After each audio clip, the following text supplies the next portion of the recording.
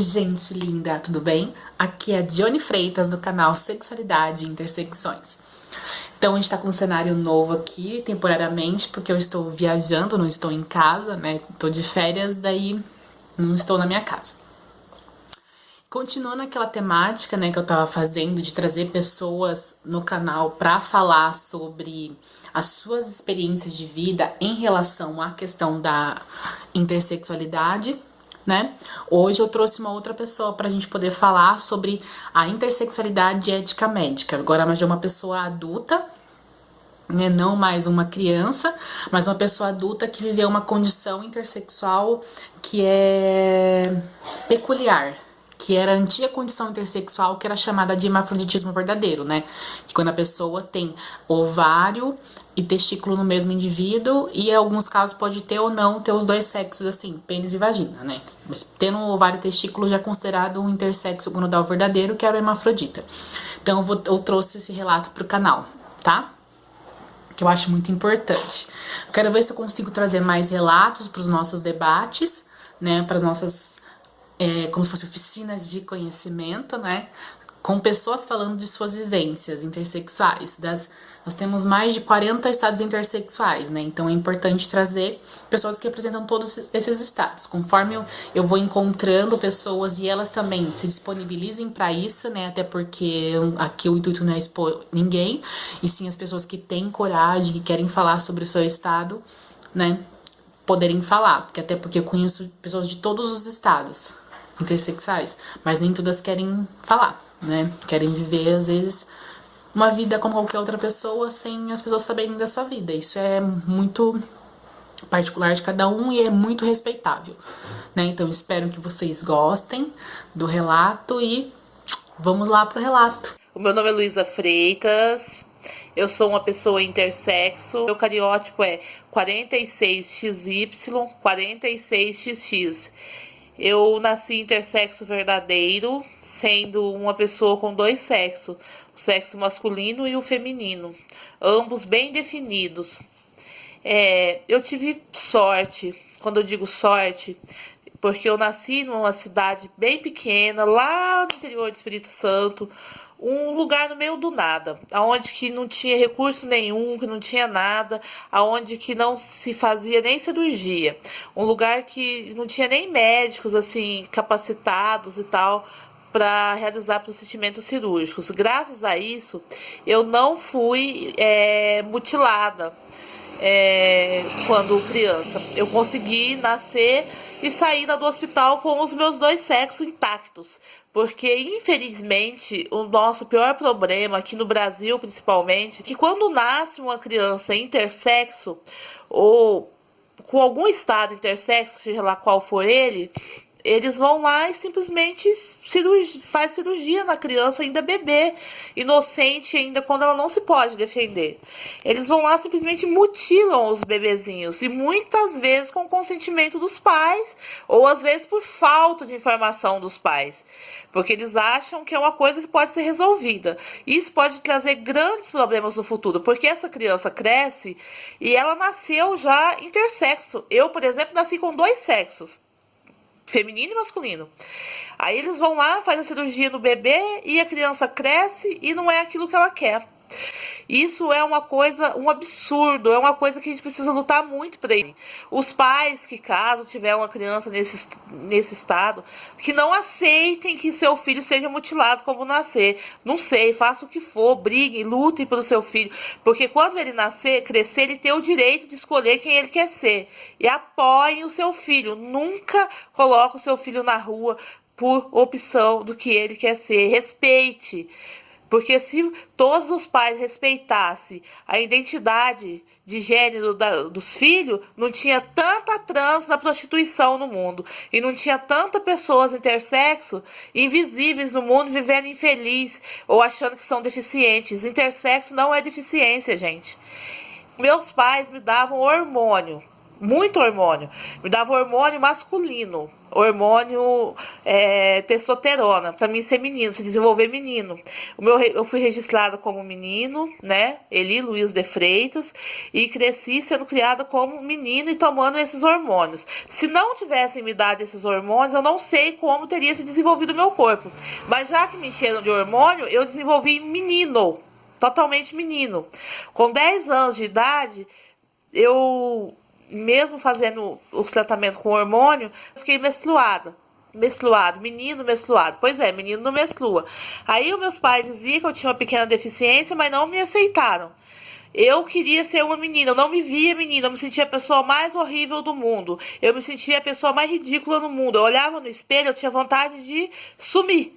Eu comecei a colocar roupa de menina, comecei a passar batom, comecei a sofrer bullying, ser chamada de viadinho e na minha cidade, em todos os lugares. Até que com 13 anos de idade, o meu pai me expulsou de casa. Me espancou e me expulsou de casa. E aí eu não tive mesmo o que fazer. Fui buscar ajuda na delegacia, mas também não deram bola. E com o apoio eu fui buscar ajuda na comunidade católica da cidade, com o padre da cidade. Com o consentimento da minha mãe, porque meu pai queria me matar, o padre pegou e me levou para a comunidade católica em Santa Catarina. Eu tinha 13 anos. Lá na comunidade católica eu fui bem acolhida, mas lá também eu não podia ser uma menina, eu ia ter que continuar sendo um menino, né? Porque até então eu estava indo para uma comunidade católica, eu estava praticamente sendo levada para um seminário. Eu não conseguia ser feliz assim. Eu fiquei lá na comunidade católica por um tempo e às vezes eu saía, ia pra cidade. Naquela época não tinha internet, era tudo mais difícil. Até que depois apareceu um anjo na minha vida, que foi uma trans que eu conheci. E ela me deu o número do telefone. E com esse contato eu consegui fugir dessa comunidade católica e ir pra cidade de Ribeirão Preto. Na cidade de Ribeirão Preto foi onde eu consegui começar a minha transição para ser menina, com o apoio das minhas amigas trans lá, que me acolheram muito bem. Eu comecei a tomar até que enfim o hormônio certo, né, o estrogênio, para ser mulher, tomar o hormônio feminino. E lá, só que eu na época, né, não tinha condição de nada, eu novinho e tal, porque eu ainda era um menino, né? Nem uma menina eu era. Então eu fiquei desesperada e acabou que eu fiz uma pior burrada da minha vida também. Enchi o meu corpo de silicone industrial. Gente, pelo amor de Deus, meninas trans, pessoas intersexo que estiver fazendo transição, não coloquem silicone industrial no corpo de vocês, gente. Isso é o fim, isso traz a morte, o futuro disso é horrível. Hoje eu faço várias drenagens para estar fazendo retirada de silicone industrial, para estar vivendo. Às vezes eu tenho que pagar por isso, graças a Deus eu já tenho um trabalho, até posso pagar por isso, porque se eu não pudesse seria bem pior. Eu faço várias drenagens, eu não sei até quando eu vou viver, porque eu tenho litros de silicone industrial no corpo. Foi o único erro que eu fiz na minha vida, né, sobre minha transição. Mas eu queria muito ser uma menina, e como eu não tive o apoio dos meus pais, como me jogaram na rua, eu acabei optando pelo caminho mais barato e acabei acabando com a minha saúde, por falta de apoio médico, por falta de apoio da família. Por isso eu digo, né, se os familiares apoiam as pessoas trans, se apoiam as crianças, elas não precisam se prostituir, não precisam ficar usando silicone industrial no corpo, né? Porque elas têm o apoio da família. No meu caso, eu não tive. Eu sofri muito pelo fato de ter um documento masculino, sendo uma mulher. Eu sou uma pessoa intersexo que nasceu mesmo com dois sexos, o sexo masculino e o feminino, e eu precisava fazer exames ginecológicos, fazer exame de ultrassom, fazer ultrassom transvaginal. E como é que eu ia explicar isso no hospital, né? Com o documento de homem e tal, fazer ultrassom. Várias vezes fui negada de ser atendida nos hospitais, principalmente hospitais públicos. Várias vezes fui negada de ser atendida.